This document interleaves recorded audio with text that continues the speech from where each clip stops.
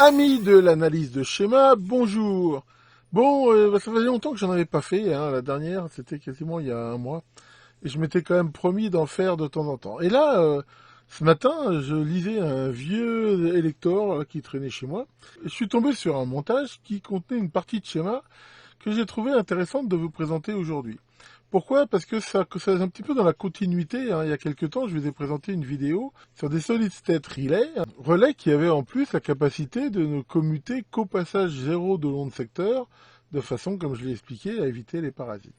Et là, sur un montage qui était consacré aux économies d'énergie, je sais pas quoi, un truc de cafetière, enfin c'est pas l'important, eh ben j'ai trouvé ce même montage, un montage qui fait la même chose, mais avec des composants discrets. Et j'ai pensé que ça pouvait être intéressant de l'analyser et de voir comment il fonctionne. Alors, l'idée ici, c'est de commander une charge, qui ici est une résistance, hein, c'était la plaque chauffante d'une cafetière, de façon isolée. Donc on va retrouver ici l'isolation galvanique avec ce photothyristor. Alors, comme d'habitude, on peut décomposer ce schéma en essayant de reconnaître différentes patterns. Alors, il y a bien sûr, ici tout de suite, on voit ce composant qui va assurer l'isolation galvanique en faisant un couplage optique. Et il se trouve que là, c'est pas un phototransistor, mais c'est un photothyristor. Photothyristor un petit peu plus adapté à la commande de cette charge plutôt qu'un phototransistor. Alors, bon là, il n'y a pas grand-chose à dire, hein. J'ai pas mis tout le schéma, mais en gros, on peut voir que la LED de ce photothyristor était en série avec une LED qui permettait de visualiser la mise en route, hein, une LED.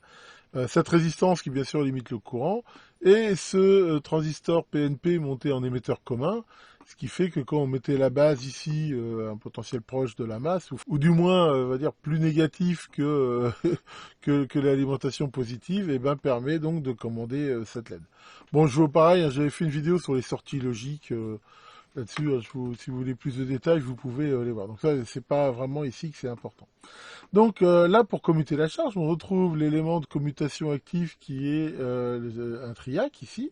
Triac sur lequel on peut voir ce fameux réseau Snubber, hein, dont je vous ai déjà parlé. Bien que sur une charge purement résistive, bon, c'est toujours mieux de les mettre. Maintenant, il y a toujours un petit peu de réactif, hein, dans les fils et tout. Maintenant, c'est pas forcément indispensable. Mais enfin bon, on va dire que c'est une bonne pratique de mettre ça ici en protection. Et donc ce triac. Donc ce triac, ben, on voit que quand il est coupé, il n'est pas passant, bah, la charge ici est isolée.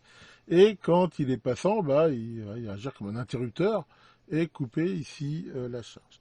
Alors un triac, ça se commande par un dispositif, hein, qu'on appelle la gâchette, hein. Bon, je vais pas ici redévelopper tout le principe. Mais ici, l'idée, c'est que de façon à le commander toujours avec la bonne polarité, il est pris ici dans ce pont de diode. Et là, on peut voir que quelle que soit l'alternance, bah, si jamais il passe assez de courant entre les deux branches du pont ici, donc s'il y a assez de consommation, on voit bien que le courant passera soit comme ça, via ces diodes-là dans la gâchette, ou si c'est négatif, eh bien passera comme ça, et ira aussi commander la gâchette. Donc c'est ça le principe. Alors là, on voit ici cette résistance d'un watt ici qui permet de limiter le courant ici dans la gâchette, hein, parce que si on en fait passer trop, ça flingue le triac. Donc la résistance ici, elle a deux rôles.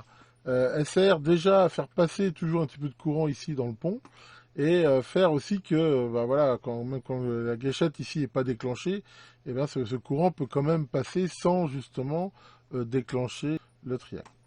Alors, maintenant, si on regarde ici cette partie, on peut complètement, pour l'instant, complètement oublier cette partie-là. Parce que c'est cette partie-là, on va le voir tout à l'heure, qui assure justement la commutation au zéro. Donc s'il n'y avait pas ça, eh ben, on aurait un système qui fonctionne, mais sans avoir cette commutation au passage du zéro. Qu'est-ce qui se passe? Ben, on peut voir qu'à tout moment, si jamais ici le thyristor est illuminé, eh ben, il va devenir conducteur. Et même si la commande disparaît, il va rester conducteur. Et, bah, comme je l'ai dit, faire passer là du courant dans les deux branches du pont et suffisamment de courant pour alimenter la gâchette du triac. Le seul problème en faisant ça, c'est que si la LED s'allume à n'importe quel moment, eh ben, toc, ça va le déclencher n'importe où au niveau de l'onde. Alors, pour éviter ça et faire que, comme je vous l'ai montré, la commutation se fasse au zéro, qu'est-ce qui a été fait? Eh ben, on a rajouté ici ce transistor. Là, on peut voir que grâce à ce pont diviseur, quand la tension ici va augmenter, il va arriver un moment où elle va dépasser je veux dire la tension de seuil ici base émetteur, ce qui va rendre le transistor passant. Et qu'est-ce qui fait ce transistor? Dans la mesure où la gâchette du thyristor ici est accessible, et ben en gros ça la court-circuite. Et en court-circuitant cette gâchette, et ben ça rend le thyristor inopérant. Même si la LED ici s'allume, et ben le thyristor ne fonctionnera pas. Donc on peut bien voir que en gros, ce thyristor fonctionne que quand la tension ici font que la tension au niveau de la base là est inférieure à 0,6 volts. Et en gros, si on calcule les composants, on va s'apercevoir que c'est de l'ordre de 20 volts. Et 20 volts, comme par hasard, c'était un petit peu, hein, rappelez-vous, la tension que j'avais mesurée sur l'autre.